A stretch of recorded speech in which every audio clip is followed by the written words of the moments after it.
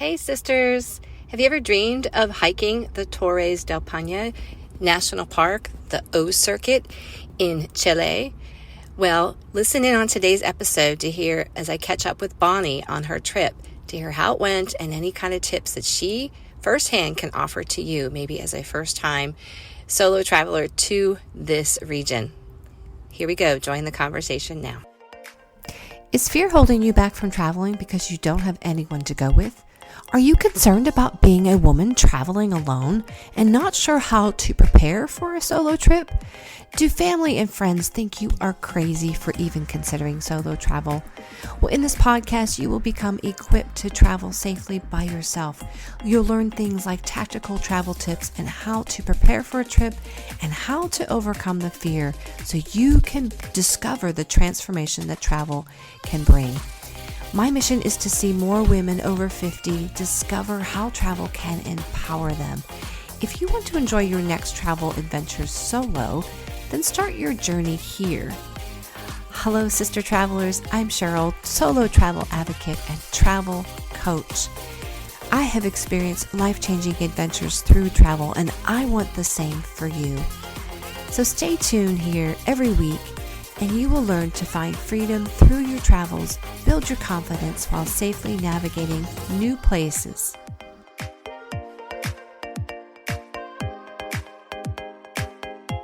Well, Bonnie, thank you so much for being here and coming back on my show. I just want to catch some people up. We had talked back on episode 17. So if my listeners are just joining now, you may want to go back and listen to that episode. But Bonnie did her first, just to catch up, a first solo international trip by herself to get there. And so she had some concerns. And we went through those back in, I guess that was March, maybe we talked. Yeah. And your trip was soon after that. So we're kind of catching up. I'm so excited to hear about your trip. But can you catch people up on some of those concerns that we had talked about back in episode 17? I know it was the travel part, the airports, right? And then the food was another kind of a bigger concern. So, but tell people what you did. Where'd you go? Okay, I went from North Carolina in the States down to Chile. I flew from Greensboro to Dallas, Texas, and then from Dallas to Santiago, Chile. Then there I met up with my friend Becky, and we flew further south in Chile to Puerto Natales. And then from there, we stayed there one night, and then we went to Torres del Paine, and we hiked for 8 days, did the O trek there, backpacked around, and then we went back to Puerto Natales, stayed there for another night, and then flew up to Santiago, stayed there for a night, and then I flew back to Dallas and back to North Carolina. So it was a long, fun trip. Yes. And I know that particular hike and the Torres del Paine is pretty popular, the O circuit. So that's amazing. I think you said it was 8 days. Yes. That hike. Okay. Well, I'm anxious to get into that a little bit, but how was the flying to get there to meet your friend? How did you navigate that? That was probably the biggest concerns that I was having. But I took your suggestions. I was traveling with my backpack, and so I was just worrying about I've never used a backpack as my as your luggage, check-in luggage before. Yes. And with all the little different strings and everything, so I just used a strapped them up, and good. threw it on there. So that was a handy little tip. Good. And then to prepare for my time in Dallas, I looked at the airport map and just kind of got an idea of where I was going to be going in and how I was going to get from one terminal to the other. And it was really easy. It was like, all right, so good. So I got there and just got on the little, I even forget what they call it, but the little tram or whatever. And I had just enough time. I think I read that you had just enough time. And like they were already boarding the plane by the time I made it there. So I didn't have a chance to explore the airport there in Dallas, but I didn't have any trouble. I didn't feel rushed or panicked or anything. Okay, good. I knew where I was going because I had Yeah, prepared ahead of time. And I got that's there good. and got on the plane and had a very long flight, overnight flight. Hmm. Um, and then it was preparing for customs that I was really nervous about and getting through customs there. So I just filled out my little form and yep, I Yeah, got food in my pack and yeah. hoping they were going to let me through. Well, it turns out I got there and they didn't even check anything, didn't even ask me any questions. They just took my little form and let me on through. I'm like, what? Oh, that's wonderful. Even though you had food, they didn't even, okay. Well, Yeah, good. That's yeah. that's a relief, I'm sure, right? Because I would be nervous too, like getting there going, are they gonna confiscate some of my food, right? Yeah. So, And right before I even went through, because I took some trail mix with me on the plane, I was like, I don't know if they're going to let me have this. So I threw it away and I was like, I'll just buy more oh, when so yeah. it wasn't a whole bunch because I was not planning. I thought I was going to be able to eat it all on the flight, but I just threw it away just in case. Just in Turns out case. they didn't even ask. I could have just Oh kept gosh. it. Yeah, 'cause I know that they I mean if things are prepackaged, as I said, there's usually not an issue. But Yeah. well, I'm glad. I'm glad that all worked out.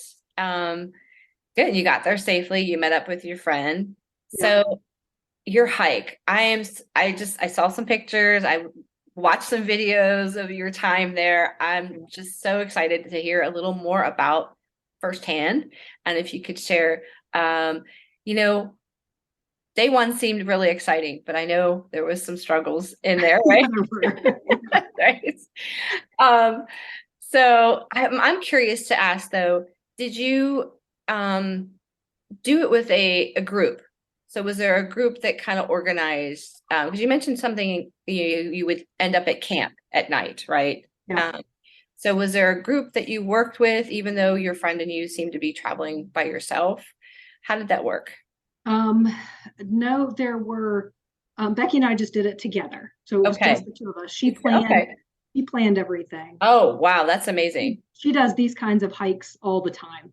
And so she put it together and she gave me a little um, list of things I needed. And so Hmm. that was helpful too, because I haven't been Okay. on a backpacking trip. I went in college like 24 years ago. I went on a 6-day backpacking Yeah. trip. So it's been a while since I've done this. So I definitely utilized her help on how to prepare for the trip. But we got there. The way it works is you have to reserve your campsite because they only have so many campsites at each. You have to go from one campsite to the next. And so Okay. you have to reserve your campsite for each night. And then there's to go around the O trek. Hmm. You end up going with the same group because everybody goes from one campsite to the next because you Okay. only have time to get from one campsite to the next during the day. All right. And so we ended up meeting people and getting to know. We would see them on the trail. We Yeah. were kind of together, but not really. Okay. Um, and on the O trek, the back part of it, you can only go one way. So you're with just the one group that you start with because you get kicked out of camp. You're like, yep, you got to be out of camp by like 9:30, and then you've got to get started on the next one. Okay. And then get there, get set up, and you go eat. So that's how that worked on the front part. On the back part of it, where what they call the W track, which is a Yes. lot easier to get Yeah. to, Yeah, I saw that that. you can go either way, and there are a lot more people on that because it's easier to get to. On Okay. the back part, the O track, the only way that you can get there is on foot, and they get supplies into the camps by horseback. Um, Oh, okay.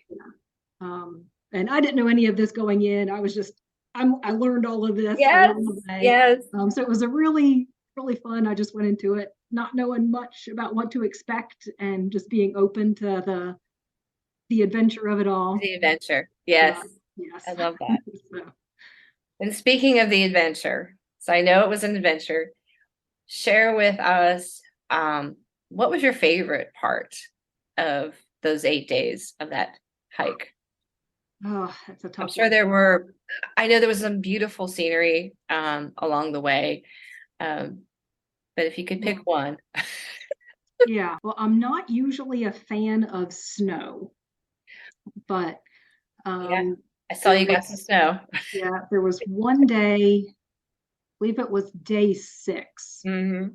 where we were hiking. We were going up a pass to view a big glacier, and it started snowing. It was this beautiful white, just Oh, it wasn't like a pounding snow. It was just this yeah. white fluffy stuff coming from Yeah. the sky, and just it just covered everything so beautiful. That was probably, I think that was probably my favorite part, just being able to experience hiking in the snow and not being freezing cold, and being able, just the scenery around us was just stunning. And we made little snowmen up there on the on the How lookout. fun. How fun.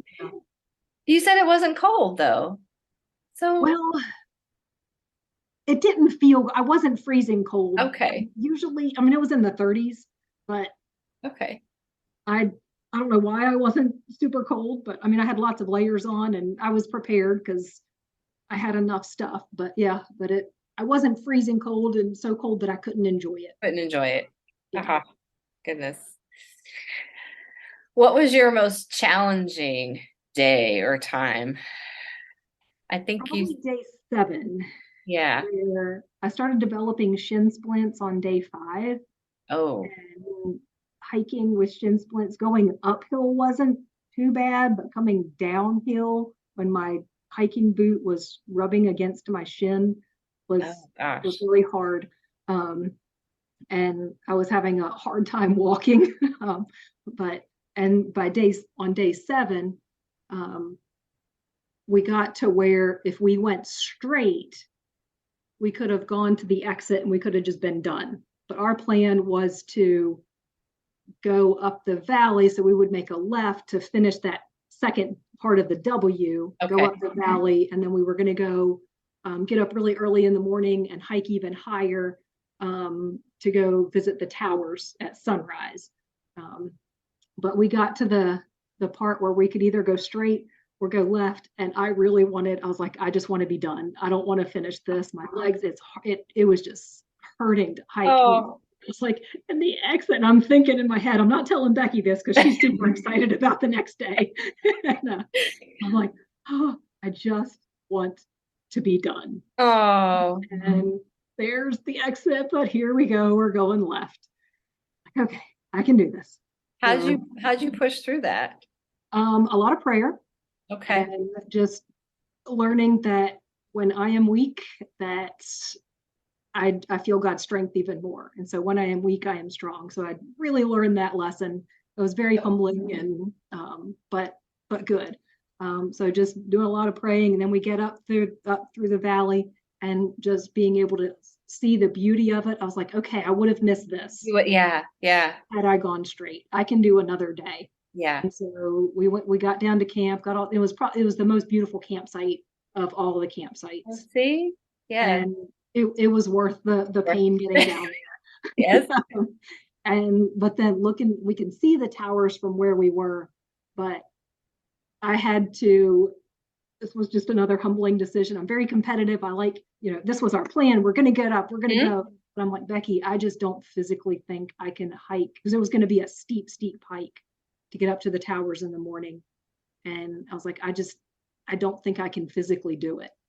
And she was like, unfortunately, she's done this. She's done that part of the trek before, so she's seen it. So she was okay with. After I tell you about what happened on day 1, you'll understand probably more why she was Okay. okay with it. But she was like, okay, we'll just sleep in tomorrow. We'll just get a nice easy start on the day. And then day 8 ended up being fantastic. It was See, funny okay. getting there, but it ended up being a really good day. So it's nice that your friend was okay with the possible the change of plans that happen. Yeah. I mean, we have to, when we travel, we have to be open to that. Even though I know you did finish it, but you didn't do that little extra, right? Right. I mean, Yeah. there's still a sense of accomplishment in finishing, right? You're Mhm. probably really happy you did at least finish and not exit when you wanted to exit. Yeah. Yeah. Um, but I think I know that I've learned through travels that you have to be open to just change of plans. You have to be flexible, Yeah. because sometimes it might be a physical thing, or it might just be, hey, I think I want to spend a little more time here versus going somewhere else. But it's a good thing that you shared that with your friend Becky. and that you were able to make it for sure. I know I would probably have pushed through. I know I think it was, I don't know if it was day 2 or day 3 when I did the Machu Picchu hike. Like I was ready to quit too. Like I was literally crying because I was in so much pain because of my knee. And it was the same thing. It was the downhill. It was the going down the steps that was like killing my knee. And I literally sat on those big stone steps and I was by myself because everybody else had like gone on and it was starting to get dark. And I'm like just crying because I'm like, I'm so in such pain, but I'm like, okay, I gotta get to camp. You had that motivation, like, okay, I gotta at least get to camp. And sure enough, like the next day was fine. Like, I don't know, just sometimes we do have to push through physically. So speaking of physical things, how did you physically prepare for this hike? Did you do anything beforehand to kind of prepare your body for it?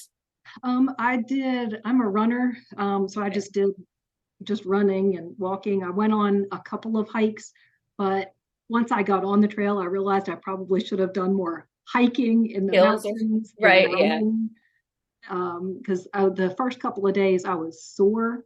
I wasn't painful, but I was sore because my muscles weren't used to, one, carrying the pack, and two, doing the hiking. I was like, man, I probably could have done a better job preparing for this. And so next time I know that the next time, more hikes, more hills. Yeah, more hikes, more hills. Yeah. More hills, right? Totally. I know. I try to avoid that.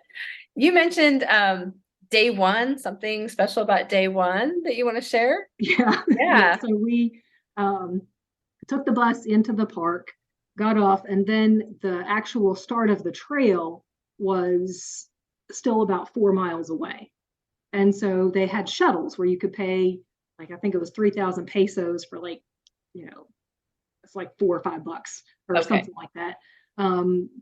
You get the shuttle and you take that. But there was a line for the shuttles, and Becky's like, hey, I know that, I've been reading, there's this other trail. If we can just walk up the road a little bit, we'll take that trail and we'll kind of cut off that part and we can go see a waterfall on the way, and then we'll catch up with the main trail that way. We're like, all right, that sounds like a pretty good plan. So, and she was like, and I don't want to wait in that line for a shuttle. We don't need to take the shuttle. We can walk. So we just start hiking up the road, and the shuttles are zooming by us, zoom, zoom, zoom. And we hike, and it's maybe 10 minutes up the road. And we get off the road, we see where the trail is supposed to be. And we can still see the entrance from where we are. We get there, we see the trail is closed off. I'm like, oh man.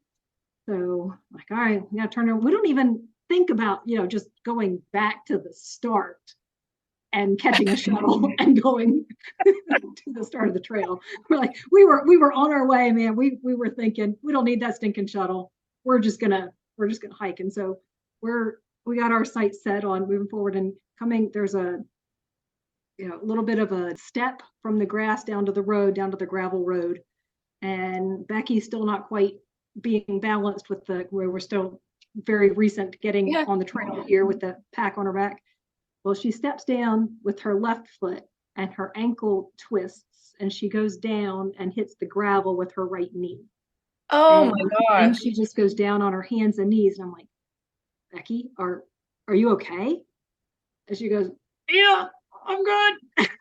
And I was like, is your ankle okay? Because it looked like it twisted. I was like, and is that your bad ankle? Because she had surgery on her right ankle a couple of years back. She was like, nope, that ankle's fine. I was like, okay. And so she gets up and kind of shakes off, just like, all right, let's go. And still, we don't think to go back and catch the shuttle. Instead, we just carry on the road, thinking it's only going to, she thought it was only like 2, maybe 3 miles to the start of the trail. Well, according to the GPS that she had going, 4 miles later, we finally get to the start of the trail. Oh my gosh, 4 miles. As she's walking, a couple minutes after she fell, she's, still looking not quite right. And you see this patch of red developing on her knee. And she's like, oh, I think I cut my knee. And it's like, are you okay? And she's like, yeah. And she doesn't mention anything about her ankle at this point.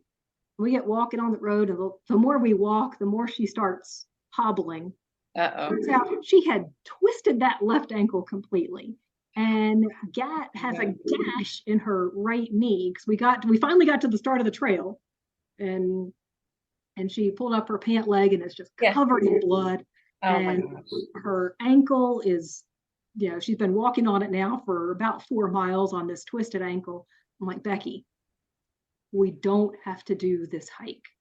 We can figure something else out. You've twisted your ankle. You've got a gash in her knee. I'm thinking, we're going to get going on this trail. Her knee's going to get infected. There's going to be no way to get her any, help, right? medical attention. Right. I'm not any kind of a Right. nurse or doctor or anything. And so we talked about it, and she was like, no. I was like, oh, we're doing this hike. I was like, Becky, your ankle is twisted and you have a gash in your knee. Are you sure? It's like, yeah. So she's very stubborn, very determined, and she wanted the challenge of being able to do the hike with a sprained ankle. It just made it more fun for her. Oh my God. That's Becky. So, I mean, did it swell up? I mean, you probably did. Yeah. It swelled up, it bruised, all the good stuff, but she just kept hiking. He pushed forward. Oh my God. She didn't complain one bit. Wow. No complaining. And the embarrassing thing is she was hiking faster than me. I'm like, my goodness. Can you imagine if she hadn't sprained her ankle? You'd be really left behind, right? Yeah. So maybe that was a blessing in disguise, and that it slowed her down a little bit. So that a little bit, right? Yeah. Wow, she does sound very determined, and sounds like you guys had a super fun time. Were there any surprises, or I call them sort of serendipitous things that happened that you weren't expecting? That I know the scenery is gorgeous there. Yeah. Well, on day 2, as we were hiking out of camp, we weren't too far out, and we see this rainbow in front of us. And it was this beautiful, huge rainbow. We could see the I love rainbows. And it was just really spectacular just to be able to. It was a very surprising, rainbow, yes. Yes. Yeah. So being able to see that rainbow. Awesome. And rainbows are beautiful because pictures don't capture it. No, even though you take a picture, it's like you have to be there to see it. And I'm sure with the glaciers and the mountains in the background of this rainbow, I'm sure it was amazing. If someone else wanted to do this trip, whether solo or with a group tour, I don't know. I would imagine there are group tours that maybe do. Yeah. Yeah, you can hire a guide. You can hire a guide. Okay. We wanted to save the money and just do it ourselves. Okay. And Becky sounds like she's really resourceful, and she has done this before. So but someone, if they wanted to go solo, they could probably hire a guide or even join a tour group, right? And we even met quite a few people out there, even some young ladies that they were just doing it on their own. Doing it? Yeah. Is it marked without anything? But yeah. Is it marked real well that if someone wanted? Okay. The trail is really well marked. You would have to really not be paying attention to get lost. And there's, clear guides as to, this is the next camp you go to. There are maps everywhere. Like I said, I probably would have been okay doing it myself, but it was just a lot more fun with somebody. Yeah. Being able to experience that with it. But yeah, there were quite a few people that were out there solo, but they also, because of the way that trail works with going from one camp to the other, you kind of make friends, and you can people looking out, well, did you see that person get into camp? Did you see him? So kind of making sure that everybody made it from one camp to the next. That's awesome. Yes. I love hearing those kind of stories. And what recommendations or suggestions would you make to someone who might want to do this trip, might want to do the O circuit, or even the W circuit? I know that's a little shorter, maybe. What recommendations, since you've done it, what is something I guess you wish you knew beforehand that you could maybe advise somebody that's thinking about doing that trail? On the big long day, which is day 4, where you go over the John Garner Pass and then go all the way down to Camp Gray, that's the longest day. It takes like they estimate it should take 9 to 12 hours. That's their estimate for everybody. So it took us just under 11 hours. And that was the longest day. There was some rain, there was some snow going over the pass coming. We had to go all the way up, and that was the highest elevation Oh my goodness. And on that day, we wished we would have, because you have the option at the refugios, you can get a room there, or rent a tent, or set up your own tents. There are different options. Okay. So we wish we would have sprung for paying for the refugio for that night. So that after that long day, that long hike, that we wouldn't have had to set up our camp and all of that. So we would have just been able to go and have a nice, warm, dry place to, yes. So if you're gonna splurge on any one night instead of just a tent, and there are options where you can rent a tent at any of the campsites. You don't even have to carry a tent with you. Oh, see, that's nice too. You can rent a tent. Okay. And there are some of them where most of the camps have rooms available. Some only have the tents. So you don't even have to take any camp stuff if that's not something that you want. Lighter pack then, right? Yeah. So just your pack and your food. Yeah. And they also have, you can buy meals at those foods. We splurged on a couple of meals. We had food with us, but it was nice to splurge on some meals. We bought a meal that night. We bought some pizza. So we're like, all right, we're going to earn us some pizza. So that's on day 4, you said, or day 3? Yeah. Day 4. Day 4 is the longest day if you're doing the O circuit. And your recommendation is to splurge. I think I would splurge and probably get either the tent pre-set up, because I mean, was it dark by that point, by the time you got to camp? It was getting dark. Yeah, because 11 hours, I would imagine probably starting to get dark. Yeah. We started before dawn, so we took our tent down in the dark, and then started out in the dark so that we would be able to get to camp by daylight and everything. Somewhat light, maybe. Yes. Yeah. Oh, wow. Okay. Well, I'm thinking after I've seen your videos, seen some of your pictures, oh my gosh, that I might have to add this to my bucket list. I've known some other people that have done it. And there's a tour group that it's called Jump Adventures actually. And she does that trip, the O circuit. She does it once a year. She takes her group out to do that. So, if someone's wanting to go solo, but not quite by themselves, kind of idea. There are, like you said, there's some groups that do that. But it's nice to know that it's very well marked, so that, and you felt safe the whole time. Yeah. That's good. Yeah. Well, and there's also the option when you get to Camp Gray. I know there was one of the people in the hiking group that we met. They stayed an extra night at Camp Gray because that's right near where the glacier is. And then they went, you can go kayaking up around the glaciers. You can go ice cave hiking and hike on the glacier. So if you want to make an extra day of it and rest after that really long day, then you can. Oh, I like that idea. So, it's probably something I would do. I like kayaking. So oh, that's great info. Any other tidbits you want to share about your trip? Let's see, just going with enough dry clothes, nice warm clothes, like the little, I think it's called a buff jacket that I could look forward to every night to just get warm. That highly recommend. Need a buff jacket. Yeah. Going to camp. Maybe extra socks. Yes. Extra socks. Dry socks. So you can put some dry. On day 5, it just poured from the whole day. That was the one day that I was just miserable.